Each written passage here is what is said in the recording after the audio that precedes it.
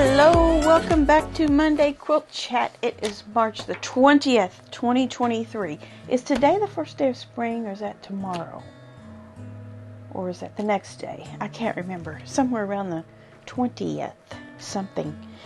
It's cold. It's cold here. It's been cold, especially at night. But even this morning it was only 29 degrees. And, well, I'm ready for some true spring weather, maybe some of those nice temperate days in the at least upper 50s, 60s would be nice. Get outside and get some cleaning up done.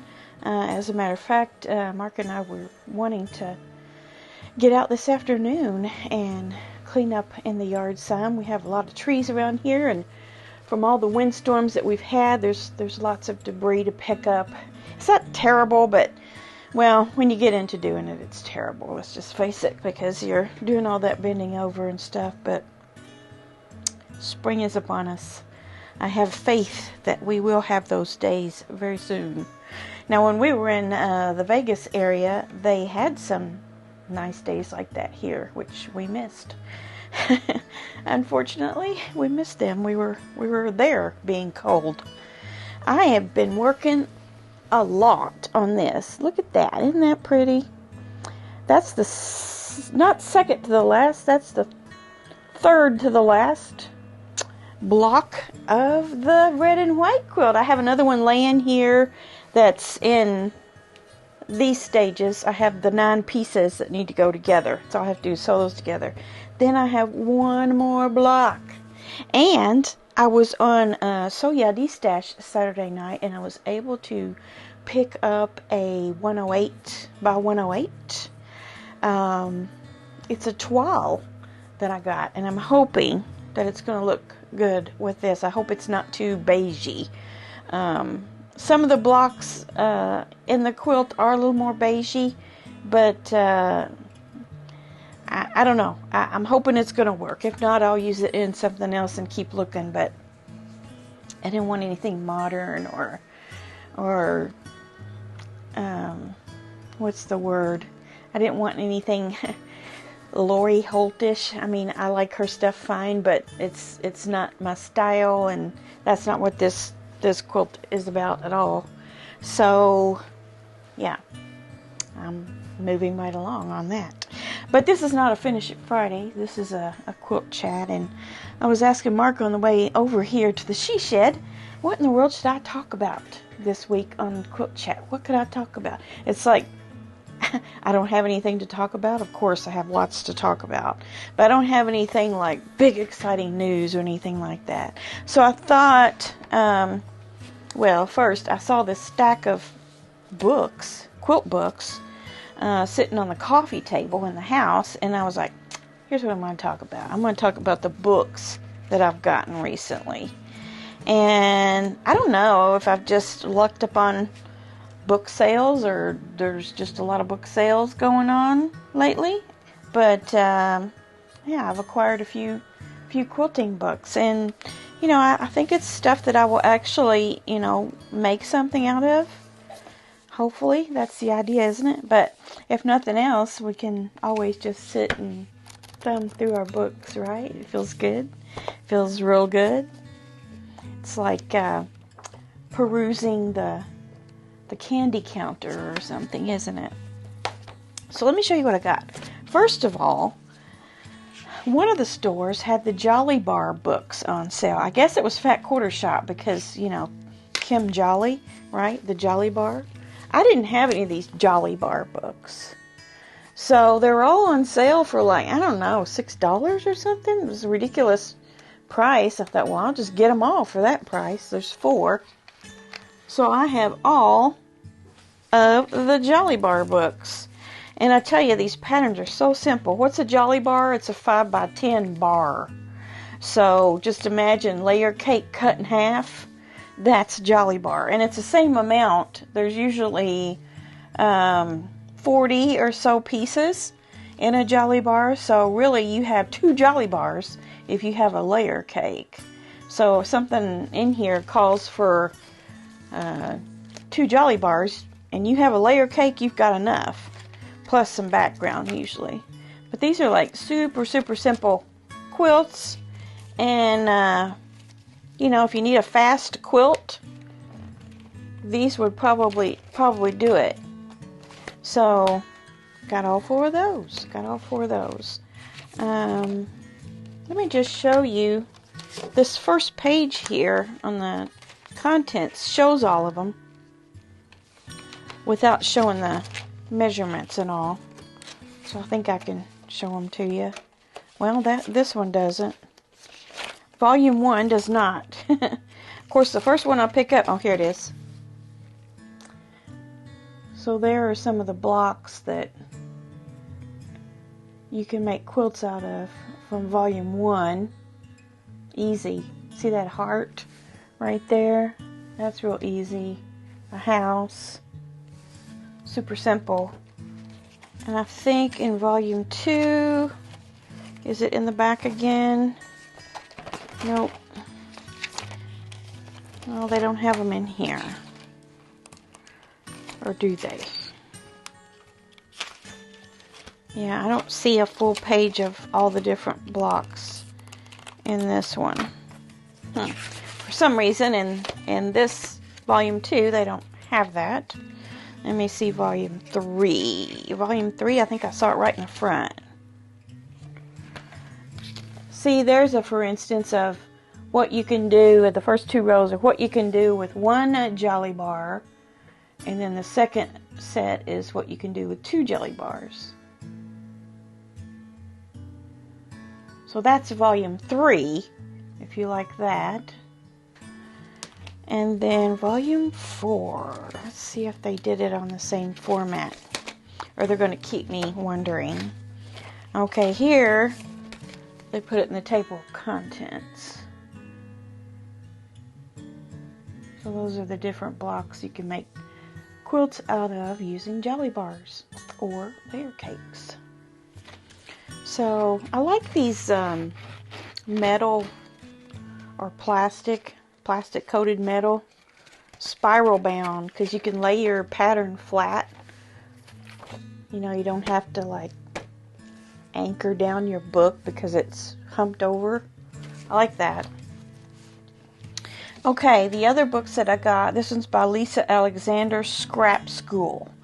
12 all new designs from amazing quilters.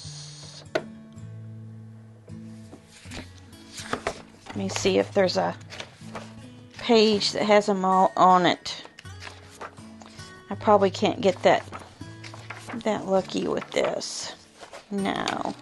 Let me see if it's in the back. They may not have that. No, this one doesn't. But a lot of patchworky, scrappy quilts. A Quilting Life, Home and Hearth, quilts and more to cozy up your decor. Who is A Quilting Life? That is Sherry McConnell. You've seen Sherry McConnell. She has a channel called A Quilting Life. She's written a lot of patterns, has a YouTube channel.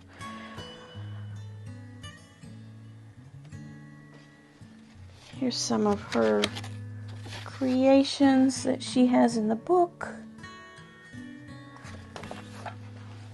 There's more than that. But the instructions to the pattern seem to be about a page to 2 pages is all, so they're not super difficult patterns to make. Here's one called Tucked Away Treasures, 14 patchwork patterns for little quilts. Paula Barnes and Mary Ellen Robison of Red Crinoline Quilts. Tucked Away Treasures. So these are like mini quilts. Like M-I-N-I. Mini quilts. They're not very big. For example, here's one that is 34 by 34.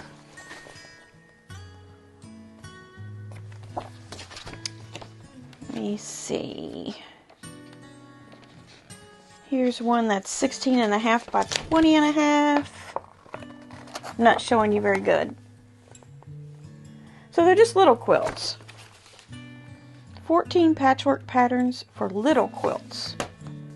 Little quilts mean little pieces. So if you like that little tiny piecework, then there you go. Time-honored traditions. Replicate? No, not replicate. Replicate classic quilts of centuries past. Time-honored traditions. Here's the back. There's a red and white.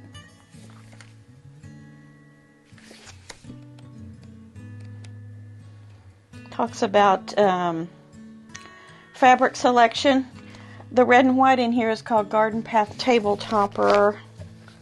There it is. But yeah, I noticed in the front there they're talking about how you select fabric color choices for these types of quilts. Time-honored traditions. So think antique quilts.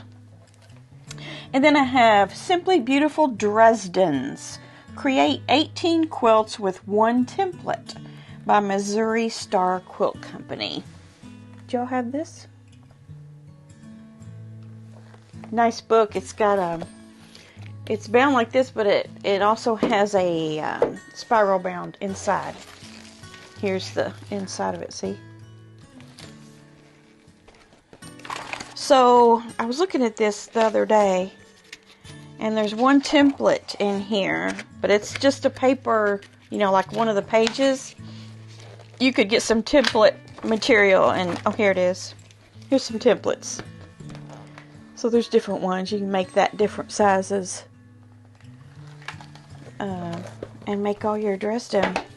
But there's a lot of neat stuff in here, and there's a lot of stuff you can do Dresdens that it's not just your typical Dresden. There's all different sizes of Dresdens and shapes of them too. I mean, they're a general Dresden shape, right? But you can round them, you can make them pointy, you can make them short, you can make them long, you can make them with a hole in the middle, you can make them without a hole in the middle.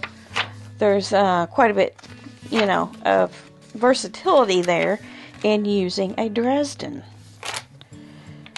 And you can just kind of put your own spin on it.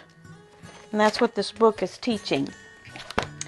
Simply Beautiful Dresdens. But these weren't expensive either. I got 1, 2, 3, 4, 5. I think there was some kind of sale or something. Is the reason why I got 5. I don't know what it was. But I also got the latest issue of American Quilter from the American Quilt Society. This is the March one. I think I got this before I went on my trip, and I haven't looked at it. I hadn't looked at it yet until today. And here's what's on the front. Red and green.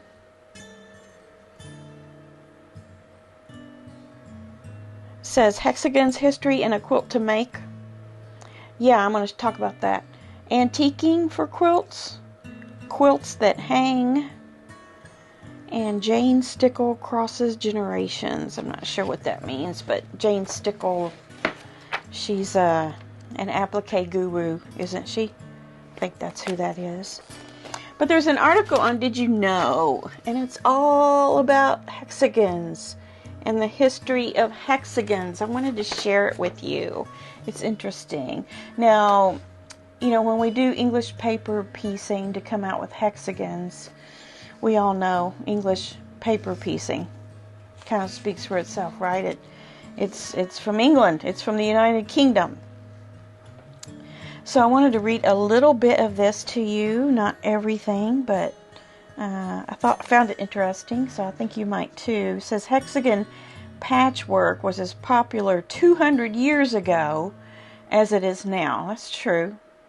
Repeating block quilts using diamond and hexagon patchwork originated in the United Kingdom in the last part of the 18th century. so like the 1780s, 1790s. They were probably inspired by the shapes of tiles seen in floors, ceilings, or other architectural features. The fad quickly spread to other European countries and the American colonies. Many of these quilts are called by the British template pieced, as the block pattern is cut from paper. The paper is basted over the pattern, and then the pattern pieces are whip stitched together. This we know, right? In the United States, quilters call this method English paper piecing. The earliest hexagon pattern found to date appeared in Godey's Lady's Book, Godey, Godey's Lady's Book, in 1835. And according to scholar Barbara Brackman, hey, now that Barbara Brackman, that's the lady that authored the Quilt Block Encyclopedia, was probably copied from an earlier English sewing book. The most common arrangement of the hexagons forms a rosette with one hexagon in the center, 6 petals surrounding that center, and then sometimes a path of either dark or light fabric is sewn between the rosettes. Some quilts are made of rosettes set together without paths between. Other arrangements include rosettes with rings of hexagons having as many as 24 outer petals, elongated lozenges of hexagon shapes, and an overall pattern that radiates from the center. I think that's what this is depicting here, but I had never heard them called lozenges. Interesting. You know, when you look at that, you see all kinds of things. It becomes 3D, doesn't it? You don't just see the star in the middle, but you see like boxes that are turned on point and diamonds. The earliest European hexagon quilts are made of silk and date to the late 1700s. Didn't know that. As industrial textile production increased in the 19th century, more quilts were pieced with both printed cottons and silk, and the arrangements could be quite fancy. When 3 diamonds are pieced together to form a hexagon, the pattern is called baby's blocks or tumbling blocks. And with well-placed values of dark, medium, and light fabrics can look 3-dimensional. Now that's this. Check that out. See how it looks like tumbling blocks?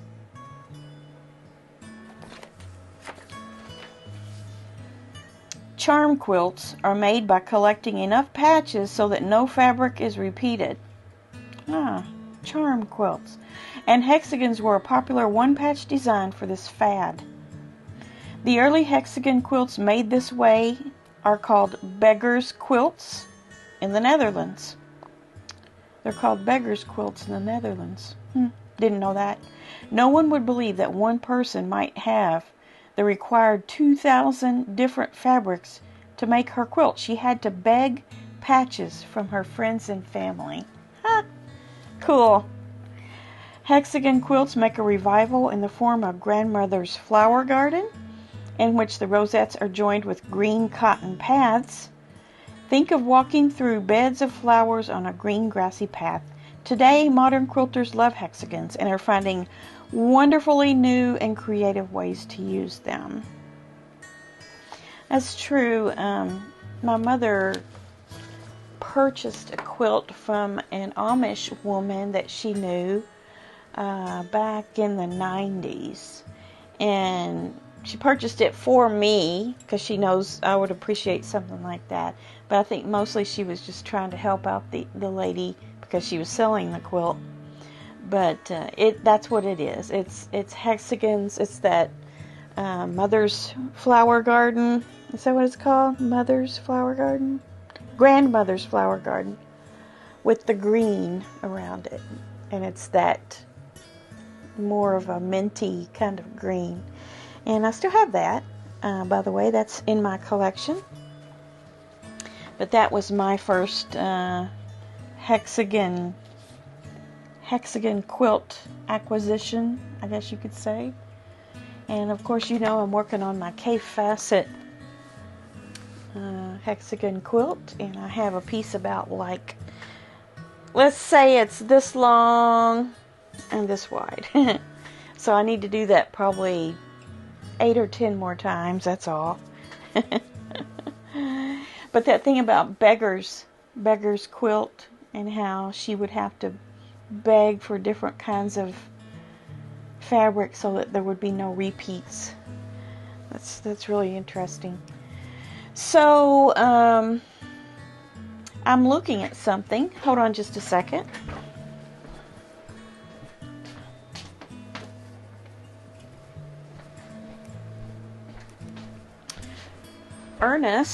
Our friend Ernest sent me a panel of quilt labels. So isn't this going to be perfect on the back of our red and white quilt? I'm going to pick one of these out.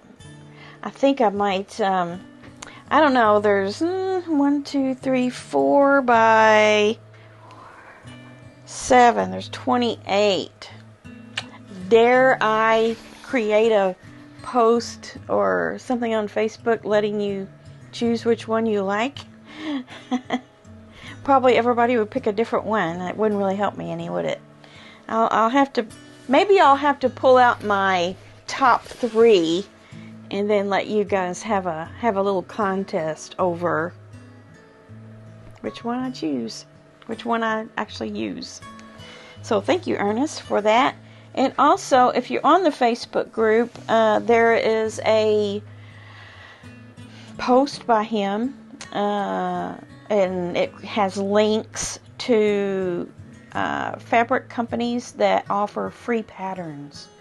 So if you're on Facebook and you would like to access those free patterns, he's put a link out there for you. So go look for that post. And those of you who don't have Facebook, if you would like to have those links, just let me know in the comments. Maybe I can find another way to get those to you electronically through email or something like that. Would be fairly simple for me to do if you would like to have them. So that's that. What else is going on? In my Nantucket Summer on Friday, if you look on the board, one of my, well, actually the latest block that I did, I had one piece turned the wrong way. Actually, I think what I did is I turned the whole row. There was like 3 per row, 3 rows, and I turned one of the rows the wrong way, which made a little heart shape upside down. So I have to fix that. So if y'all noticed that, sorry. I was hurrying to get it done and just get it off my plate, and I really do remember second guessing turning that, and I just went ahead and said, no, it's this way, and started sewing and never looked at it. So thank you to whoever it was that pointed that out. I can always use another few hundred sets of eyes on my work, if you know what I mean. And it doesn't hurt my feelings at all to point those out. I'd rather it be pointed out than it to stay there indefinitely and drive me crazy when I get the quilt put together or something, or it be quilted down or something like that. So I didn't point this out, but see this block back here, that's the March barn block mini that I made last year in my UFO endeavor to get all of those done. And so now here we are in March, and I get to display my March barn block mini. So yeah, I'm reaping the fruit of my efforts of getting those UFOs done. And so yeah, you guys get your UFOs out if you have any and start working on them. This might just be your year. Alright, so let's see. This coming week I will have another episode of the Stack and White Kaleidoscope block. Not sure if this will be the last one or not. I'm going to create some more of those hexagon shaped star blocks, and start putting some of those together with the smaller ones, and see really what else I need to tell you about that as far as a tutorial goes. So I will be putting that out there for you this week. I will probably be getting some white sashing on the red and white quilt. And what else? I still have some projects from the retreat I would like to finish. The landscape quilt and the stitching on the 10-minute table runner needs to be finished. And I wanted to add a little more to my churn dash. And I need to get to the store this week and find some thread for some of those projects that I don't have. So that's that. I don't think I have anything else to share with you right now. So keep on sewing. Find a little time in your day every day to work on your projects, even if it's 10 or 15 minutes. It all adds up in the end, and it's good for your mental state and your overall happiness in your life if you can have a hobby where you can create and distract your mind from everyday life. So thank you so much for listening today, and I will see you this week. And be sure and jump on the Facebook group Lessons Learnt over there as well. And we'll be in touch. So have a great week. Bye.